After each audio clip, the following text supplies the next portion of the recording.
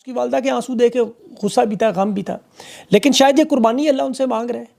उनका ये जो जुमला था ना कि काश इन अदालतों में कोई भगवान दास बैठा होता, ये जस्टिस जया खान पे, जस्टिस मीनुद्दीन, सरफराज डोगर, इन सब के लिए ताज़ियाने हैं। पता नहीं ये नमाज़ पढ़ते हैं नहीं, मुझे नहीं पता, लेकिन जब अल्लाह के हजूर खड़े होते होंगे तो कैसे अपने आप को मुसलमान या काजी कहते होंगे कि भगवान दास को वो बुला रही हैं। अंदाज़ा करें। आज इस केस में सेक्रेटरी को बुलाया गया था, इन्होंने आगे से जस्टिस नाम नाज की अदालत में कहा जी कि पंजाब के 2 शहरों में वहाँ कहीं फ़ोन ऑन हुए हैं दोनों भाइयों के। तो ईमान मज़ारी ने कहा ये तो ISI का पुराना तरीका है, मोबाइल फ़ोन किसी दूसरे शहर में ऑन कर देते हैं। मशवानी के भाइयों के केस में भी यही हुआ। और गुस्सा सिर्फ यह है कि क्यों तस्वीरें अहले खाना की जो है वो पासपोर्ट स्कैंडल में आई, प्राइवेसी मुतासर होगी, उस प्राइवेसी से भाई उठा के ले गए।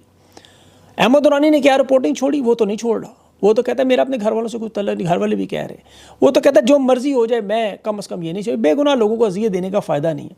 इंशाल्लाह हालात बदलेंगे और मेरा तो ईमान है, देखिए माँ की जो दुआ है वो अर्श को हिला देती है। इंशाल्लाह ये अर्श और फर्श दोनों हिलेंगे ज़रूर, अल्लाह ने चाहा, ये देखेंगे आप अपनी आँखों से इंशाल्लाह इस दुनिया में।